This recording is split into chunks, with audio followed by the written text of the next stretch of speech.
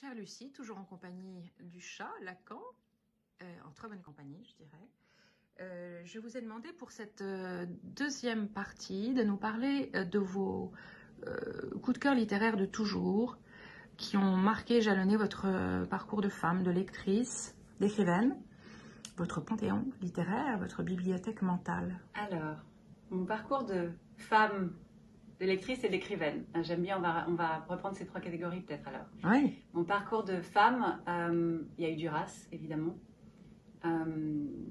Avec qui a pour moi, j'ai découvert la féminité dans l'écriture. Il y a eu Colette, pour sa sensualité. Il y a eu Sylvie Germain, parce qu'elle incarne pour moi la femme écrivain qui est un modèle, une inspiration. Et voilà. Ensuite, en tant que lectrice, il y a eu les émotions de petite fille cachée sous la couette avec une lampe de poche à lire Le Comte de Monte Cristo, Les Trois Mousquetaires, tout ça. Ce qu'on aimerait, j'aimerais pouvoir lire encore avec cette fraîcheur-là. Et puis plus tard, il y a eu des choses comme Missa Sine Nomine. Il y a eu plein de choses. J'ai relu récemment La Côte Sauvage de Jean-René Huguenin, que j'avais beaucoup aimé à 16 ans. Ouais, dans les panthéons, c'est-à-dire que c'est peut-être pas... Dans mon panthéon, il y a les tragédies classiques que j'ai beaucoup apprises petite et qui ont... Je pense qu'ils sont restés dans mon oreille et qui m'accompagnent quand j'écris. Il y a beaucoup la poésie, Baudelaire et Verlaine avant tout. C'est une question compliquée. Ensuite, comme écrivain, je crois que tout cela, en fait, tout ce que je lis, tout ce que j'admire en tant que... Tous les livres que j'admire m'accompagnent en permanence quand j'écris. Et voilà, et maintenant, il y a des coups de cœur qui s'ajoutent à tout ça et qui entrent dans mon panthéon. Qui sont des coups de cœur d'écrivains. Parce qu'évidemment, on lit un peu différemment, mais on s'intéresse aussi à la façon dont les écrivains écrivent. Et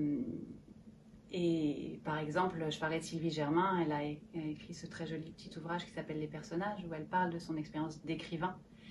Et ça a été elle est dans mon panthéon avec cet ouvrage, qui est une référence à laquelle je reviens, notamment pour me rassurer sur les incertitudes du processus d'écriture, le fait que on avance dans l'obscurité, à tâtons, et il faut avoir, certes, une disposition de la discipline, mais aussi la foi dans l'écriture, sinon on abandonne, ou sinon on désespère et on oublie que ça a du sens.